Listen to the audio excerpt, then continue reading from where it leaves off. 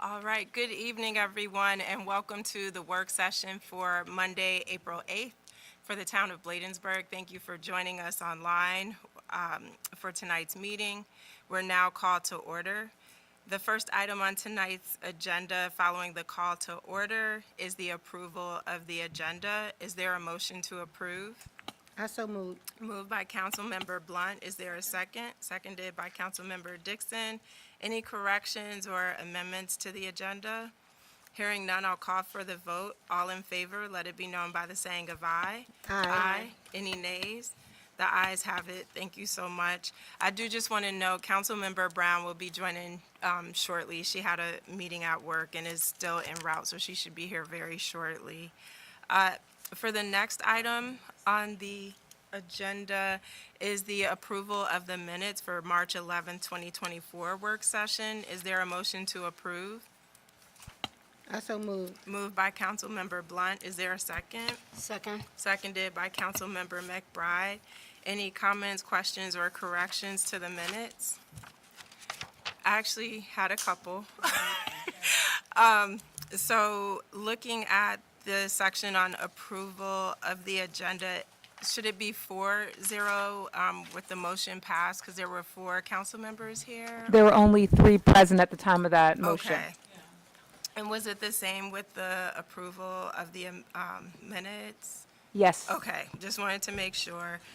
And I think there were a couple of areas where the names were misspelled for Councilmember Blunt and Councilmember McBride. So I did circle Okay. those, and I can just give them to you if those could be corrected. Okay. And then, what was the other thing? Yeah, that was essentially it. Were there any other corrections to the minutes?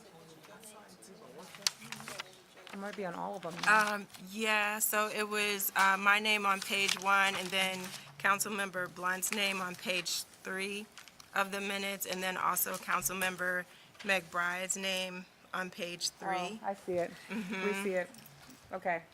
And then under educational funding, good evening, Councilmember.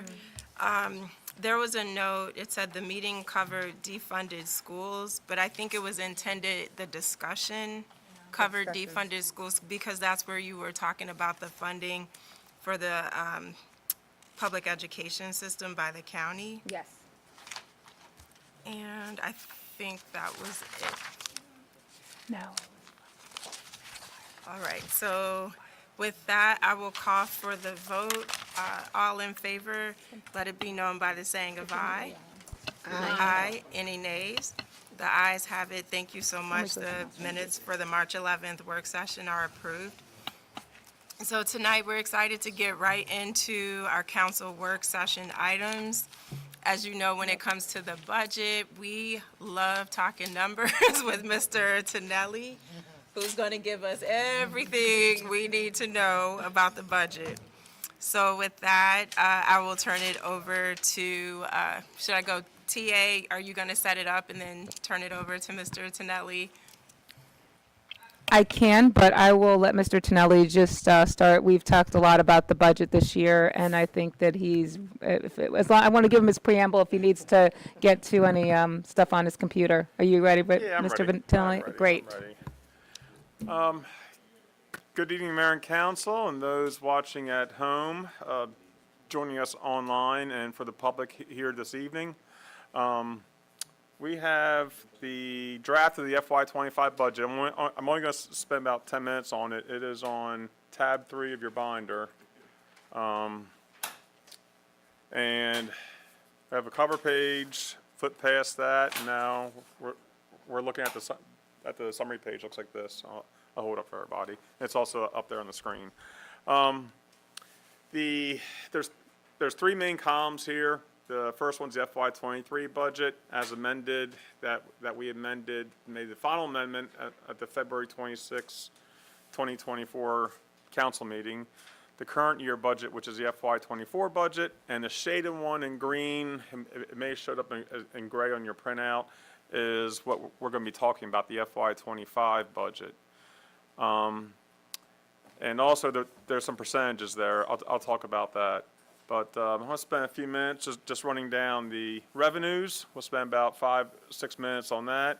And there's a detail of the revenues on the next page that looks like this with all the writing on there, small type and everything. But it's better to talk about it in summary format, and then we'll go back in detail during the work sessions. But I'll touch on a couple of the highlights there.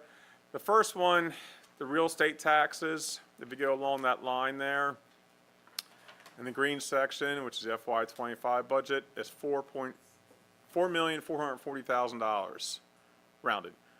And that represents 40% of our total budget. So that's what that column there is for. It's a percentage of the total budget.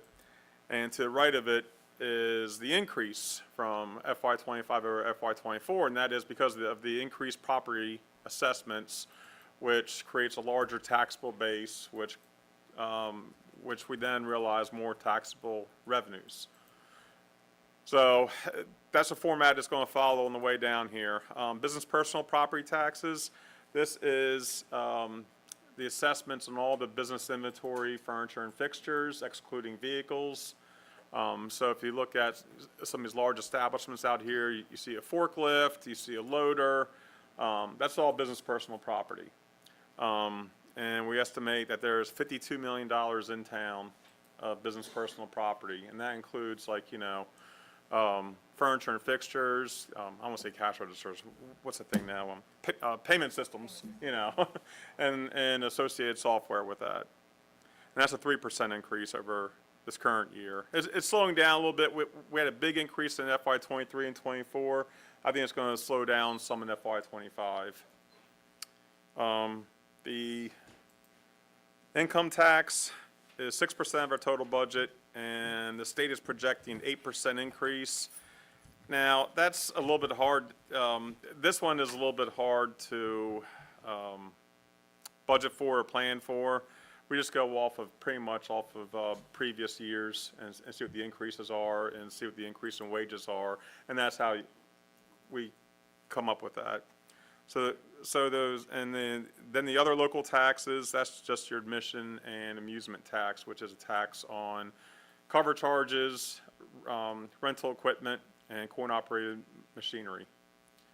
So those first 4 line items are the taxes that help fund the town's budget.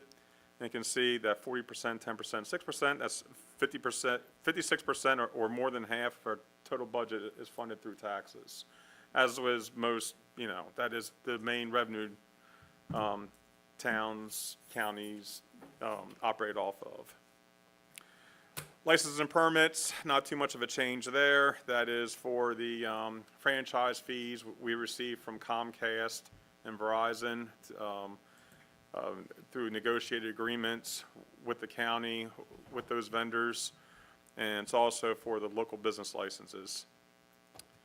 The federal funding is the largest change, and that is because of the change in the ARPA funding. As the ARPA funds are going to be close to expiring at the end of this fiscal year, there's going to be a little bit left, projecting $250,000 to carry over into next fiscal year to finish it out, and $150,000 just as a placeholder for the federal earmark.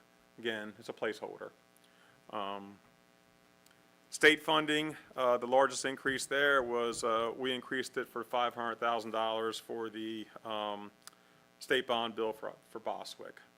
That's where you see the largest increase there. And also, we received an increase for the state police aid, and I think $40,000 more for highway user revenues, which we're very lucky for. That's what they're projecting now, but we wait till the September letter, and then again for the January 2025 letter, and that's the 3 times that they adjust them. Send out revised estimates to the counties and to the towns based on actual revenues received from fuel taxes and registrations. County funding, that remains the same every year. That's done through legislation. We receive the same amount every year. The service charges, the largest increase there is we're going to bring on the red light cameras. Projecting $500,000 in revenues for the red light cameras, and that are going to be placed throughout the town. That's going to increase the revenues that will go into the public safety, to fund public safety expenses. Other revenues? Mr. Tonelli, can I Sure. raise a question there? Absolutely. So with the red light enforcement, has this been endorsed by Chief Collington, our other financial forecaster? This came straight from Chief Collington. Did it? Okay. Yes, because, and I actually put in the exact figure that he said, because I didn't put in the exact figure he said last year, and and he hit that figure last year, so.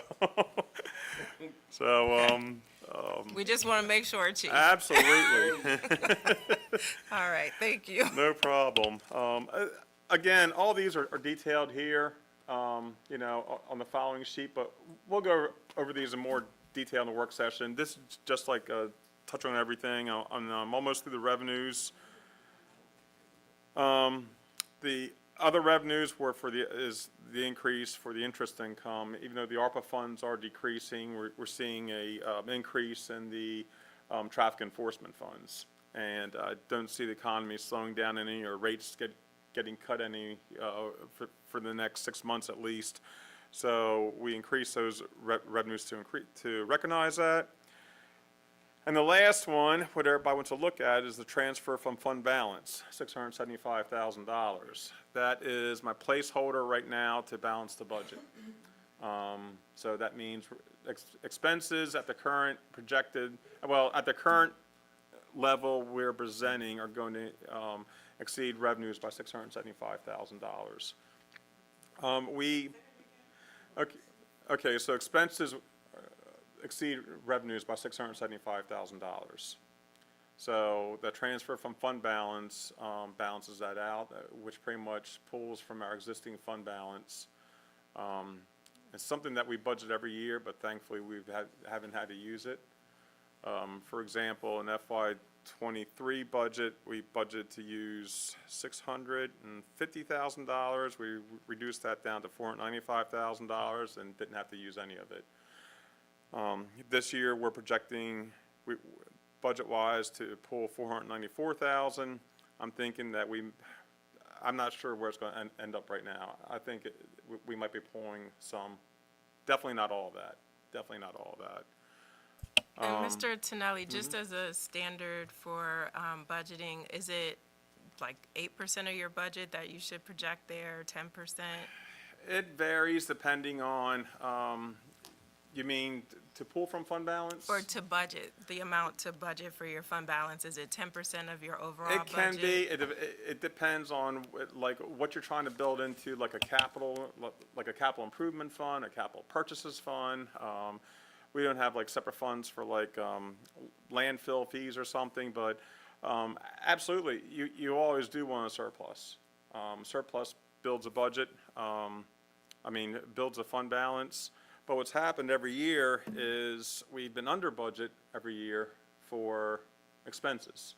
So revenues have exceeded expenses every year, so it builds that fund balance. Okay, so it builds that big savings account, which is, and I think it's unrestricted, I think it's like $4.5 million.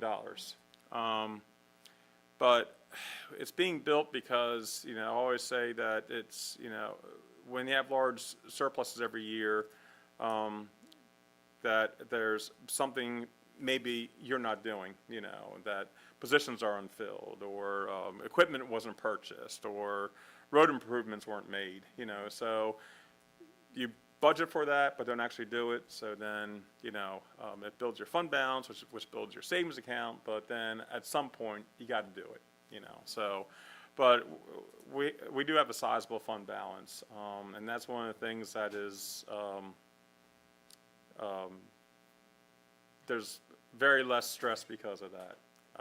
And because we have a large fund balance, we can go through the dry months of the first 4 months of the fiscal year before any revenues from property taxes come in. When we're averaging about $600,000 or $700,000, $800,000 a month in expenses, we're pulling from that until the property taxes come in. We have that float there.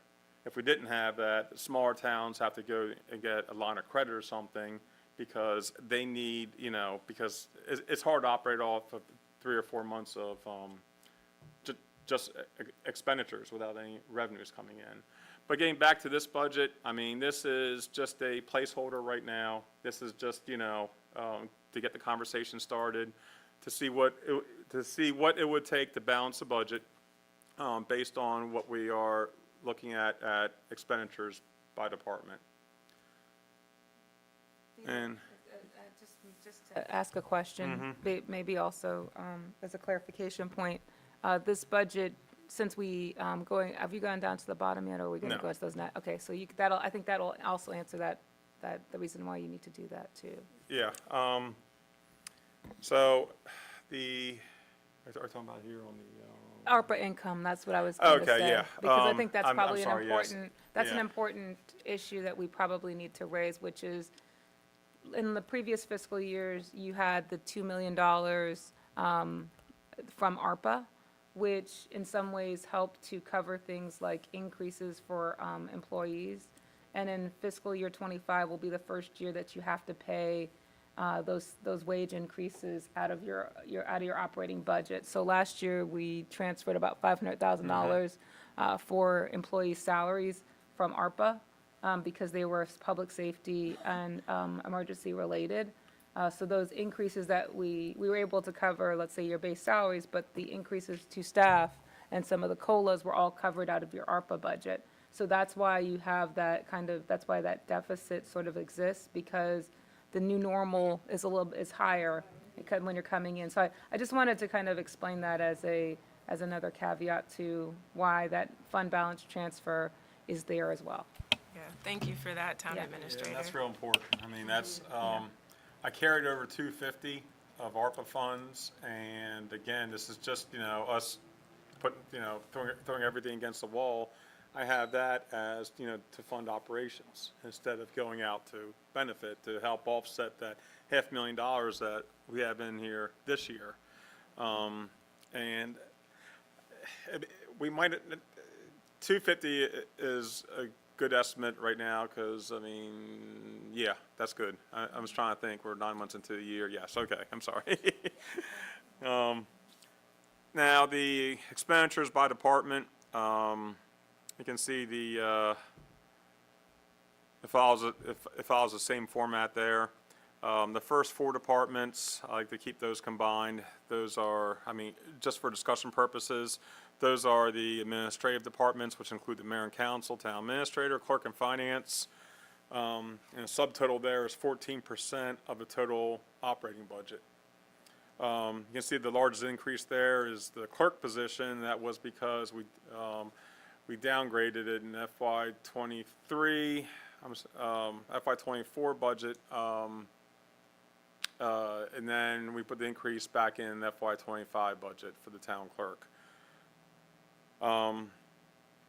Now the services category is the other 86% of the budget. That is public safety, which is the traffic enforcement, code enforcement, 24/7 communications, the community action team, and administrative support. And that is 65% of the total budget. And then Public Works, who is responsible for all the buildings and roads and grounds and everything else, is 12%. And you can see the other ones start falling off of there. The capital projects are the $500,000 offset for the Boswick bond bill grant and $150,000 earmark for the federal earmark. So that's grant funds coming in and going back out, so it's washed out. And you can see that, with that fund balance, it balances the total expenditures of $11,133,771. And I put a couple graphs there behind you so you can see, the just percentage-wise of the contributions to the revenues, and also for the expenses by department. And again, one thing that I like to brag about with our budget is we're very lean. So only 14% of the cost going to general and administrative. That means 86%, 86 cents of every dollar is going out to services to the residents. So I think that's very efficient operation. I think thank you for the overview, Mr. Tonelli. I think the other thing too is it's a good mix in terms of the tax base, because that's a challenge for the broader county, relying more on individual homeowners to fund the budget versus the revenue coming from business, property Correct. taxes or business real estate taxes. So I think, what we have here is right in line with making it easier for our residents, not having to bear the burden financially for everything. And something else I saw coming in this year is the first time I've seen it, is some of the larger properties are appealing their assessments, which, great for them. But, if they have like a 20% or a 30% reduction, then we're going to have to readjust these figures as well. It's not going to be like major, but it'll be enough to have an impact. Yeah, and for a town our size, I mean, even a $100,000 shift That's what I'm looking is at. a huge like impact. $123,000 is Yeah. what I'm looking at. And it's so. mainly, as Mr. Tonelli was saying, like the multifamily organizations that are doing it. And I think even with that, as we get more into that budget conversation, we need to think about how we're treating taxes for those establishments versus others, especially when you break down where the majority of the services go to. More ambulance runs go to those multifamily facilities or, buildings versus the individual single-family homes. And so we need to take that into consideration too. It's not, meant to be punitive, it's just to share the load Agreed. proportionately, so. But any questions from the council or comments for Mr. Tonelli? And Councilmember Blunt looks like she has something. Oh, no, I'm not thinking about your building. Gotcha. All right, thank you for that. Anything else, town Yeah, administrator? we wanted to just briefly talk about the budget calendar because I think we want to make an adjustment to the next few budget sessions on your calendar. If you want to notice that, and I don't, Vito, you're going to pull that up. For April, we had a April 15th, which is tax day, as a date. We were asking maybe to move that to the 22nd because we'd like to be able to provide some additional information to you, and there's just not a great amount of turnaround that we'll have between the 8th and the 15th. So we were asking if the 22nd and the 29th would work as budget session dates for the council. And I think then everything else would remain unchanged. Okay.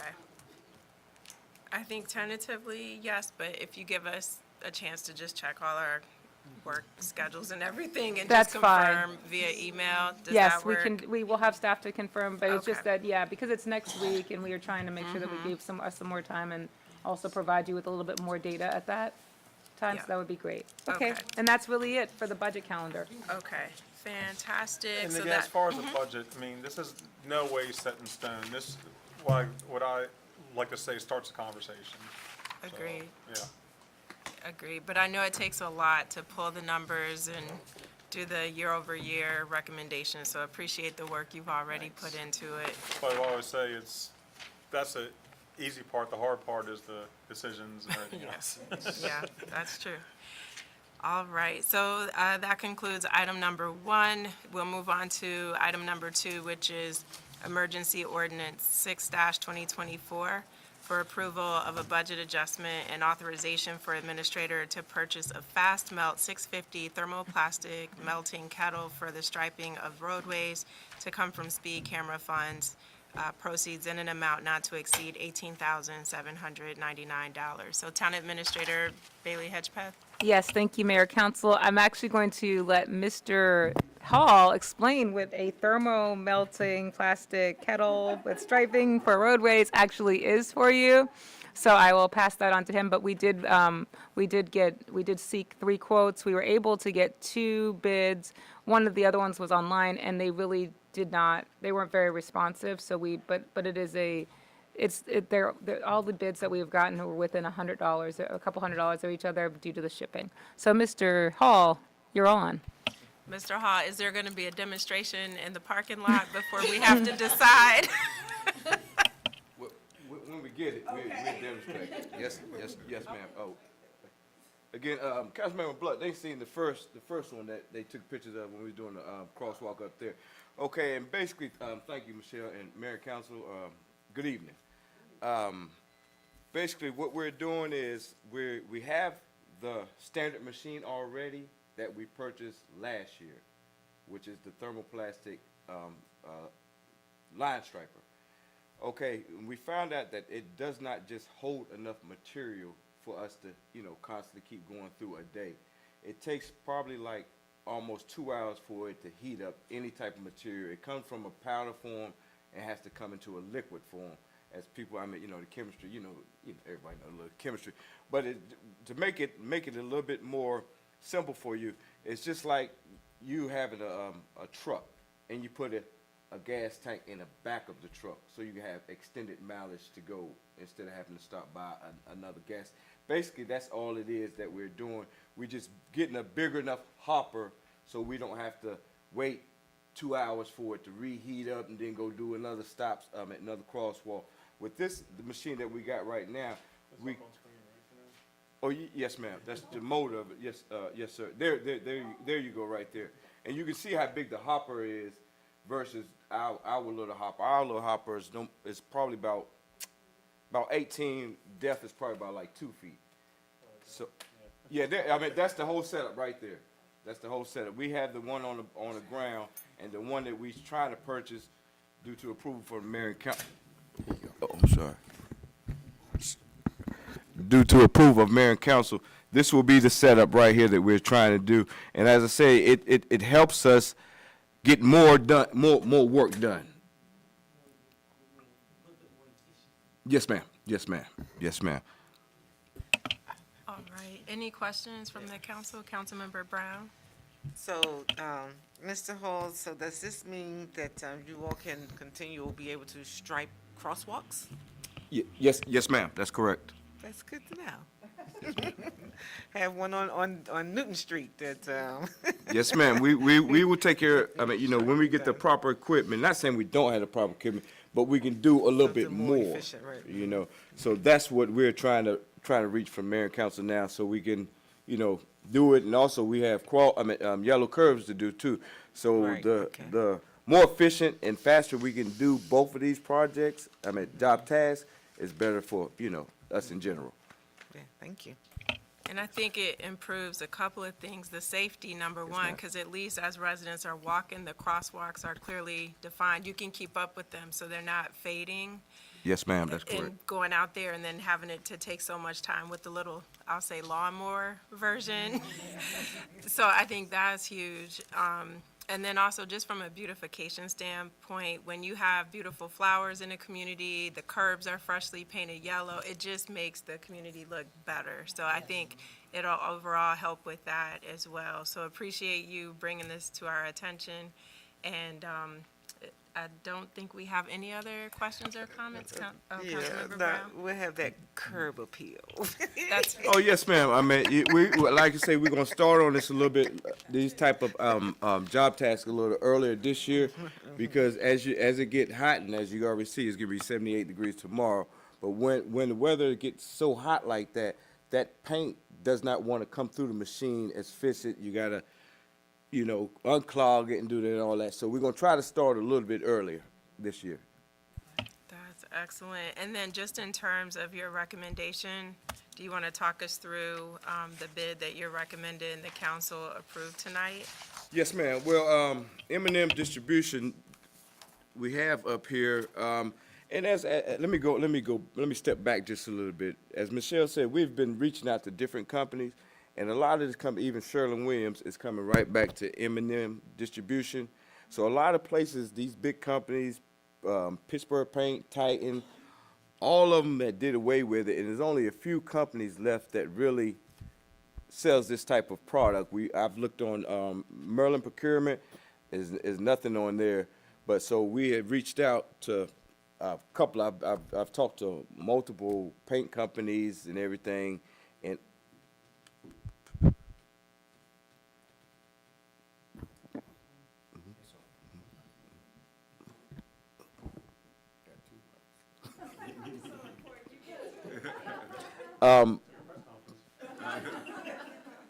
thank you, Chief.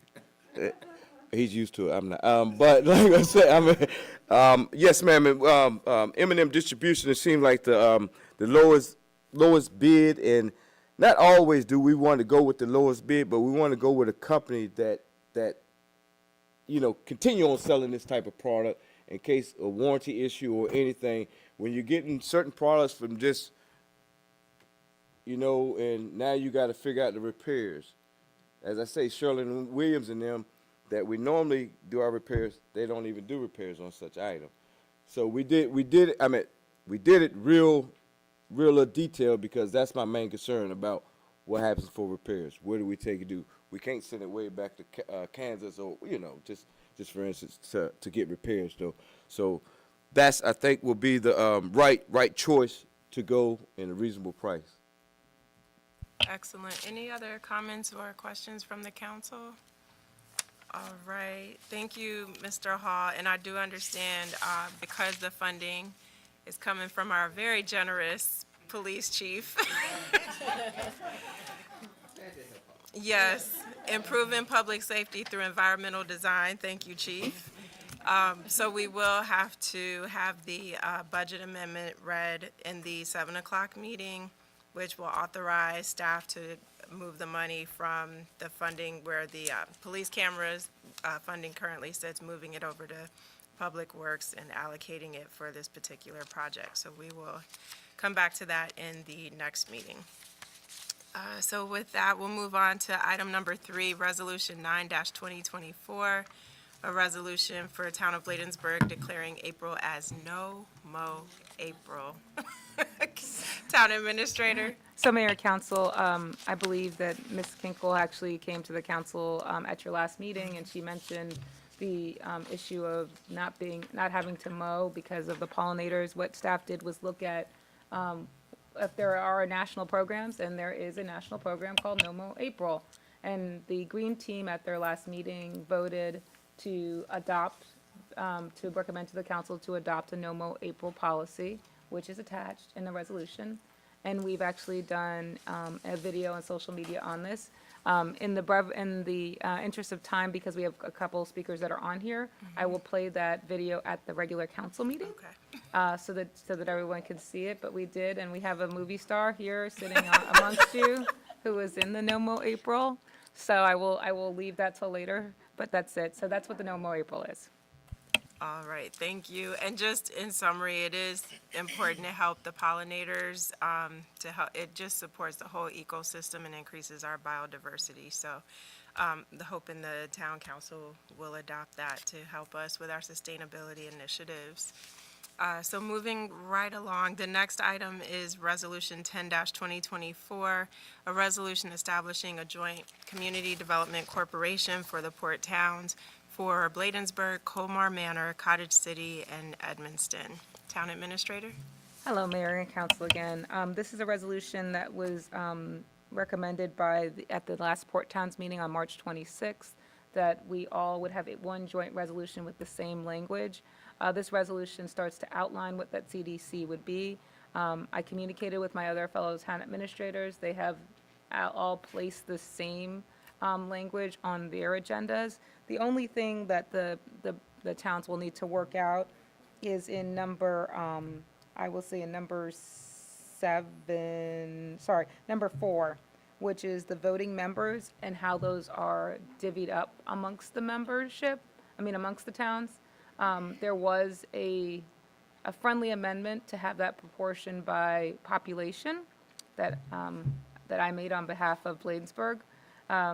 But it's something that the port towns will need to discuss. Some of the other port towns would like equal representation versus proportional on geographic size. So that's just something that you'll have to discuss at the Port Towns meeting. But otherwise, we have a great agreement here with that all sorted out so that we can move forward with the CDC. And thank you for following up the Port Towns quarterly meeting by following up with the corresponding administrators to work through a good draft resolution. I do appreciate, on top of just talking through the equity and representation, the 4 ex officio members being a part of this, because that will help ensure that we don't lose connectivity with the CDC efforts. I think that was something that it started out really strong. The communication was there, and just over time, it just waned. And so, again, just learning from what didn't work so well the last time and trying to preempt that, or, make sure we don't make the same mistakes. I think that is huge. I do understand the representation point too. And I think that we can be honest with our sister cities, because we don't want to set ourselves up for Bladensburg having to bear the brunt of the financial costs and it not being shared equally.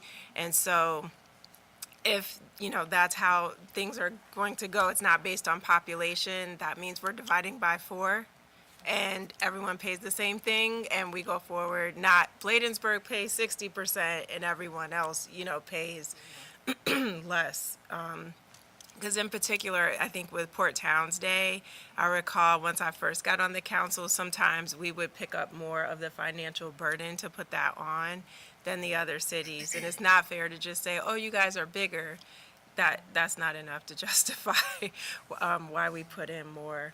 But any concerns with the language? Councilmember Brown, you had a comment? I don't know that it's necessarily concerns with the language, but I think that when you do have the smaller communities, because we have to, there's some consideration that we have to take, because we're at almost 10,000. Those other municipalities, their budgets are much smaller. They're like at 1,500, 1,200.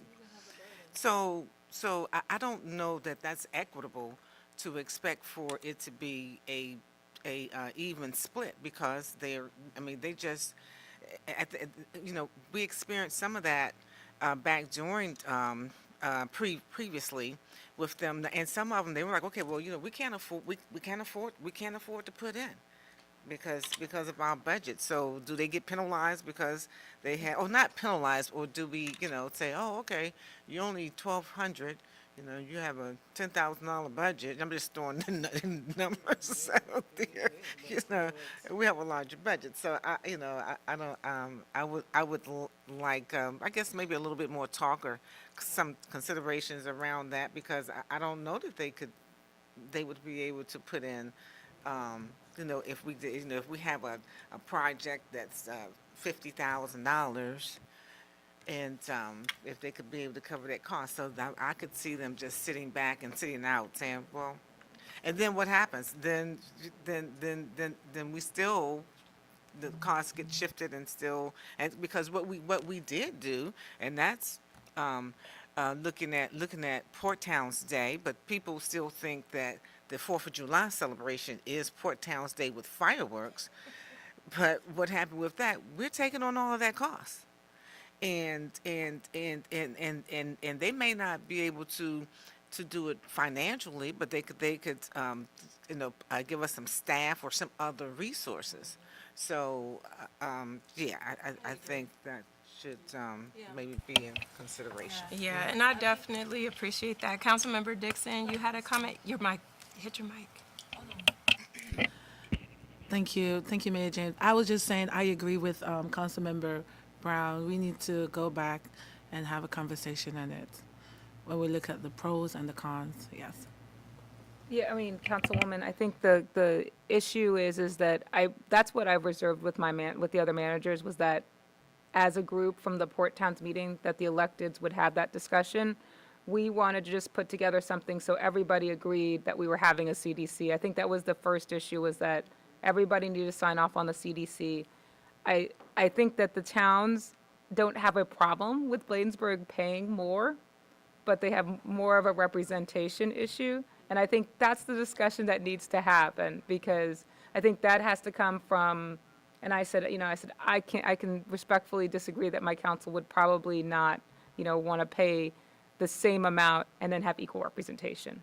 I would, that's what I respectfully said, that I said, if we're going to pay more, we're going to be able to have representation on that board, and we're going to be able to shape the board as well. So that was what my thought was, but I wanted not to represent you guys unfit. I wanted you all to represent yourselves on that, and I think it really is something that can be discussed at the next Port Towns meeting. But I agree with you on that, Councilwoman Brown and Councilwoman Dixon, which you both have said. Yeah, I think, like you said, there's pluses and minuses to both. And so really the purpose of this is just agreeing to establish the CDC, but at the next meeting, we need to talk through it. Because the whole point of this is to help with our economic development. So from the bigger perspective, we shouldn't have to be putting in 50,000. We're going after that kind of funding through grants and other things. But it's better to have the conversation up front so people don't get hurt feelings down the road. Just talk it out and come to agreement. So I think we can do that at our next quarterly meeting. But were there any other questions in terms of the content? Again, all the other port towns are signing off on the same thing. And for the benefit of our residents, if you haven't been tracking with the Port Town CDC, that was started in collaboration with the port towns over 20 years ago. It was a great engine for economic activity. It helped to be as a source and catalyst for grant funding for projects across the port towns. But as other organizations, sometimes leaderships change or people are not as engaged as they were in the beginning, and it sort of falls off. And that's pretty much what happened here. The communication fell off with us in particular. There were still resources being asked of the town, even though we didn't have a voice at the table. And then eventually the same scenario started to play out with the other sister cities. And so rather than trying to resurrect something that we haven't been in direct contact with for so many years, not knowing what the audits are like for the funding that organization has, the collective port towns decided we'd much rather just start fresh, clean slate with a new CDC to advocate for the port towns. And so that's why we're here discussing this tonight. So if there are no other questions, that gets us through financial business and resolutions. I know we have 40 minutes for presentations, so want to move quickly into the first one, which is the Bostwick House and TAP. Excuse me, Mayor. I'm sorry, did you say we have a 40-minute presentation? We've got 40 minutes to Oh, get through okay. 2 presentations. I'm hoping we need at least a 5-minute break in between. So it's 6:15. We've been chatty tonight. Town Administrator. Yes, I have Joey Lample, who's on the line as well. And Joey, I just wanted you to introduce yourself. Hi, can everybody hear me? Can people hear me? Yes, we can hear you. Okay, great. Mayor James and council members, thank you so much for having me this evening. I'm working on behalf of the town to help plan for the Urban Land Institute Technical Assistance Panel for Bostwick. So I'm here to present with Michelle. So again, just in case you didn't hear Joey, she's here for, she's actually our consultant that's been working on a Bostwick House, and we're going to talk about the TAP. So I'm just going to go through one quick slide about Bostwick, of all the things that the town's been doing, and then the rest of them are all Joey's. So the Bostwick House update for today is the fact that we've interviewed and selected a firm for the houses, for the architectural and engineering contract. We're now working with the town attorney on that contract, and it will be brought to the council in May for approval.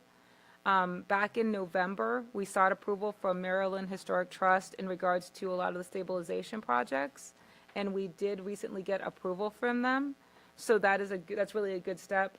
We also have received the cost estimates for the stabilization projects, and those estimates are being reviewed so that we can create something for the council. And we got over $1.5 million of stabilization project, things that we could do. So we're trying to narrow it down to the $350,000 that we actually have to spend first. So are we going to do windows? Are we going to do painting? Are we going to do brickwork? I mean, there's just so many things to do. So what we're doing, I'm working with Amen Trust, and they've been great partners. We're working on that with Will Kaywood, who you hired earlier this year, who's the architect. And we will be putting that together, and that will also come probably in May with your, maybe May or June, because we will have to go out and get bids from, but we got the initial estimates from a contractor that we've been working with who does historical projects. So I just wanted to let you know it's moving. We've actually spent money from our bond bill, so which means Vito will be getting back in money. And our representatives can be happy that we are actually spending our bond bill money, but it's slow because we turned in the things to MHT back in November, and we get back our answer in April, May. So it takes a while to get those approvals, and we're working through that process. Okay, Joey, it's on to you. Okay, great. Good evening again. Thank you so much for having me, Mayor and Council. Michelle asked me to just give you some basic background so that you can participate, hopefully as much as you can April 17th and 18th. And in the meantime, ask any questions this evening in advance of that. Next slide, please. The Urban Land Institute, or ULI, is a global nonprofit focused on finding solutions to thorny challenges in real estate and development and land use. And while ULI operates globally, we have been working with ULI Washington. That's our partner in this project. And they are going to be drawing together, they already have selected a panel of experts from the Metro Washington area. Next slide, please. So what exactly is a TAP? It's a technical assistance panel, and it's a 2-day intensive planning exercise where, in our case, there's 8 experts from a variety of applicable professions who will listen to the town, listen to staff, residents, the community, business people, stakeholders, and brainstorm answers to questions, specific questions that the town has asked them to solve regarding Bostwick's future. And the Bostwick TAP panel is going to be chaired by the Montgomery County Historic Preservation Section Supervisor, and the members of the panel include architects, financial experts, housing experts, community programming experts, a wonderful mix. These are the specific questions that we have asked them to solve, and I'm just going to read these for a minute. To find a viable use, or two, if two happen to rise to the top for Bostwick, and if there's and illustrate their pros and cons. To make physical and cultural connections to the community, the Anacostia River, and to other historic sites. To develop financial incentives for a viable long-term use and or create an income stream to adaptively reuse and maintain the property over the long term, and to balance historic preservation goals in mind with the need to serve the present community of Bladensburg. Next slide, please.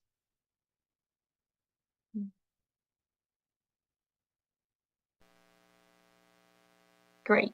This is a little blurry. I'm sorry, I'm going to drill down on the next page, but this is the agenda for the TAP. Again, it's Wednesday, April 17th and Thursday, April 18th. And it begins, we've got a whole bunch of logistics that Michelle and your staff have worked out, where we start at the town hall where you all are. We welcome people early in the morning.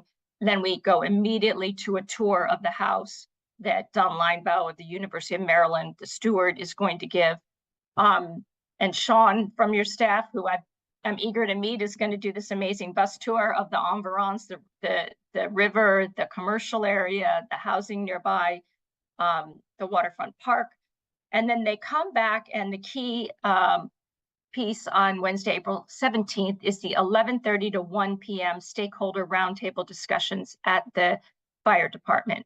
And you all, hopefully by now, have all received your invitations to attend that. I know many of you, if not all of you, work, but we also have a survey. We also have the opportunity for you to, if you can't be there in person, to certainly tell any of us what you wish the panelists to know. This is where they really listen intently to elected officials and to the community. Then they sequester themselves starting at 1 o'clock in the fire department training room, work the rest of Wednesday afternoon. Thursday morning, they work all by themselves, and then they come back on 3:30 to the town hall on Thursday, the 18th, and present the recommendations to you and the public. Next slide, please. So again, this is just a snapshot, and the asterisks show where we would love your participation if your schedule permits. So it's the stakeholder. Okay, this is the older slide, Michelle, but that's okay. That's okay, but this should say Wednesday, April 17th. So I don't want to mess anybody up. It's Wednesday, April 17th. We changed the slide, but somehow it didn't get in there, but that's okay. And Thursday, April 18th. So those are the two times. On Wednesday, April 17th at 11:30, that'll be at the fire department, those stakeholder sessions. And then on Thursday, April 18th, the public presentation will be where you are now at the town hall. Thank you. Next slide, please. Just wanted to talk to you about how much work has gone into this by the town. We've had weekly meetings with Urban Land Institute staff and answering informational questions from panelists. That's ongoing. We've reviewed all prior planning studies over many decades and compiled an inventory.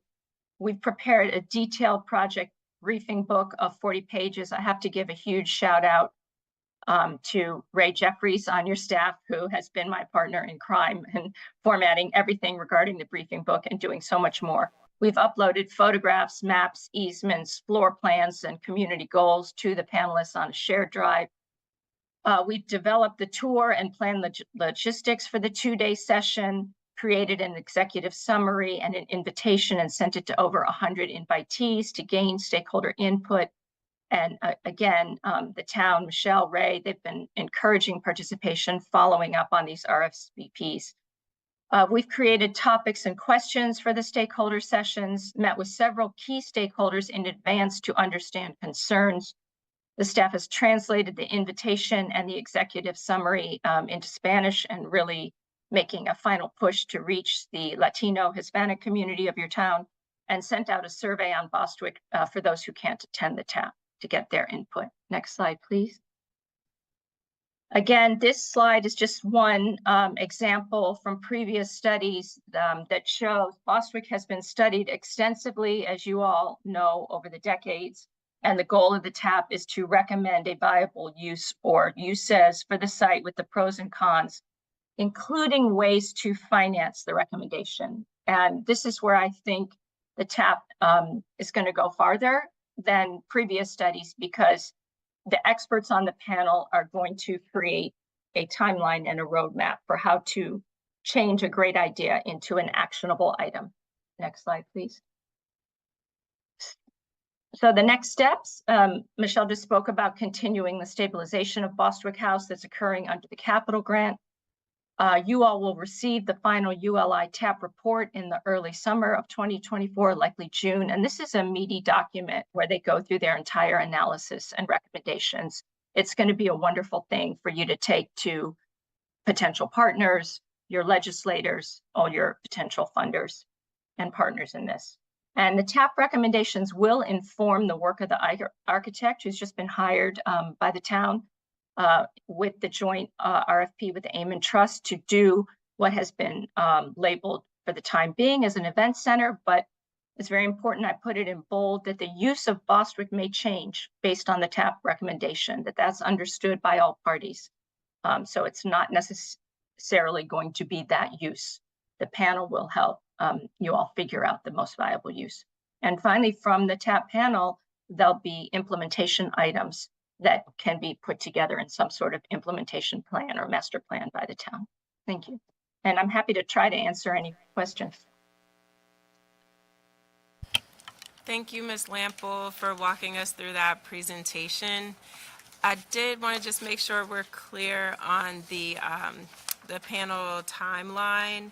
So is the idea that on Wednesday, April 17th, because the experts will be here doing the site tour, that when they return at 11:30 to 1, the stakeholder roundtable discussion would be members of the public at that point, and then conversely, on Thursday, April 18th, that's the session where you were saying it would be good for the council members and any other stakeholders to attend.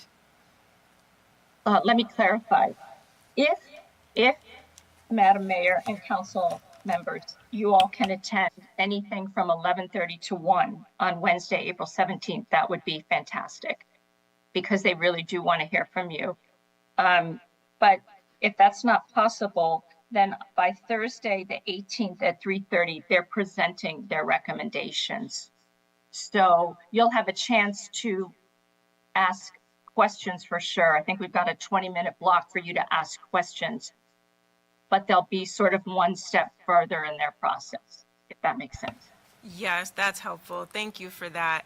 And also, just personal note of thanks, Ms. Lample, because we've been talking for many years, or I should say at least a couple, about engaging you to help the town based on your expertise with historic preservation.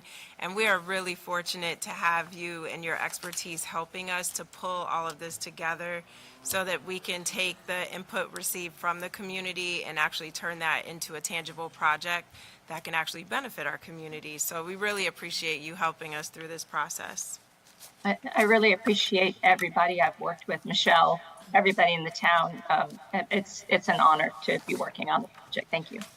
And Mayor and Council, I just want to say that, Joey has been so on this project and has been invaluable from the standpoint of being able to gather a great amount of information. I'll say, voluminous amount of information for this project. And she's not afraid to ask me questions even when I'm busy. So she keeps on me. I get the questions answered, and she's really good at that. And she's really good at keeping us on task and on target for this.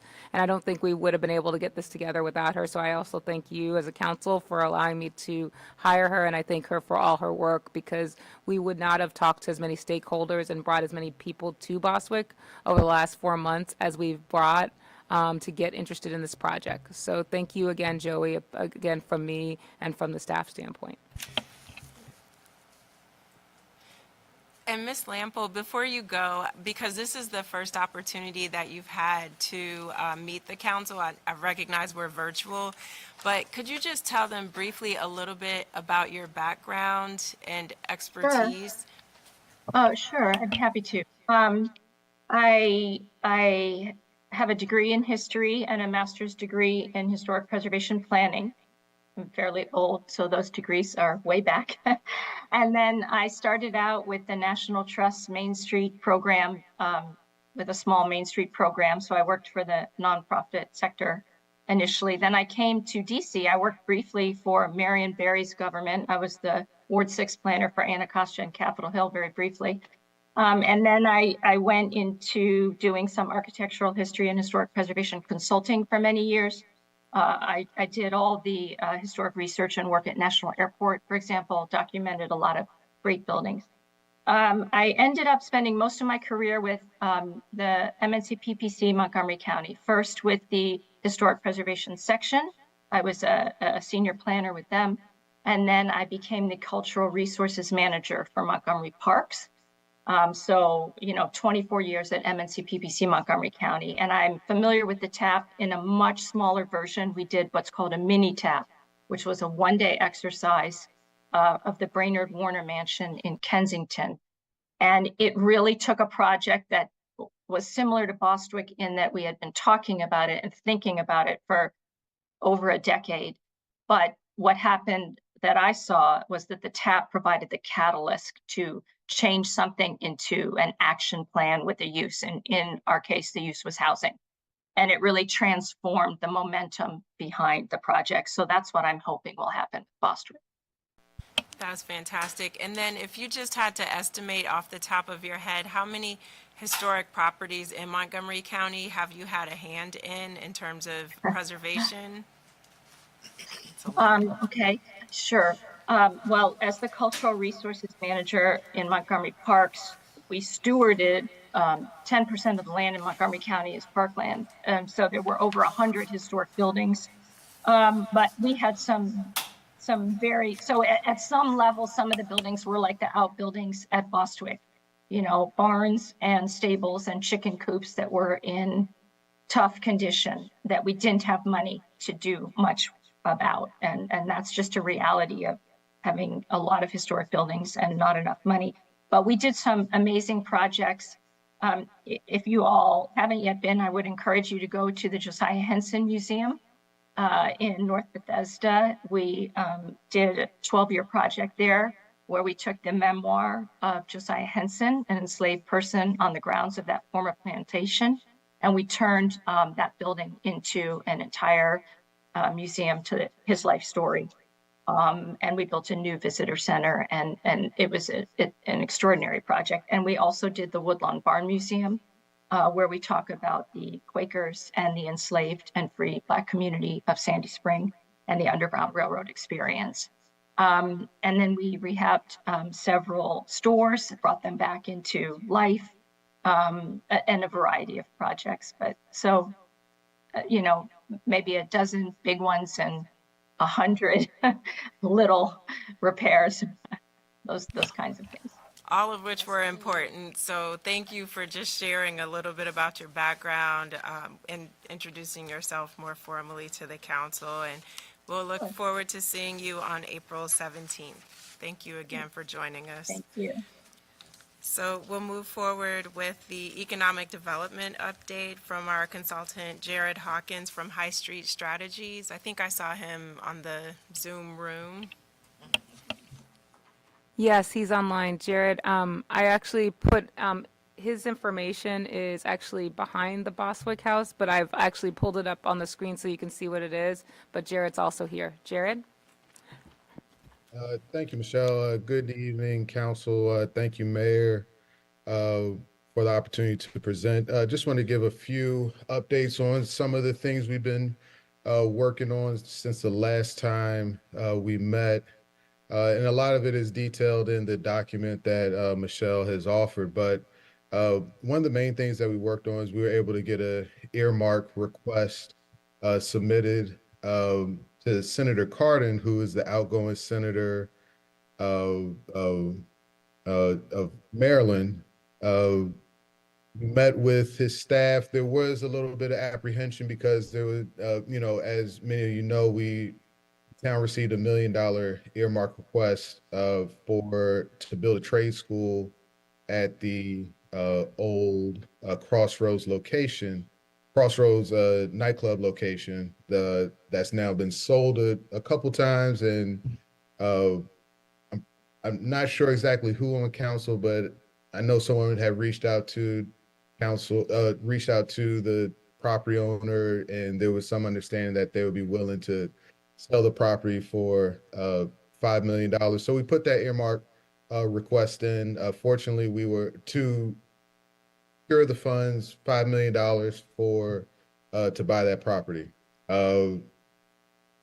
Fortunately, we were able to get letters of support from Prince George's County Council Chair Jolene Ivey, Employ Prince George's, which is Prince George's County's workforce development arm, and the Prince George's Chamber of Commerce. So that earmark request application is being considered now. We will be checking in with them on an occasional basis to see if there's any updates, any questions, anything that we need to work on to make sure we're in the best position to receive that funding. There, in my conversations with Councilmember Ivey, there was some concerns about making sure that Bladensburg gets the best deal in procuring that property, and that is something that we are focused on. We want to make sure we're getting the most value for with our earmark funding.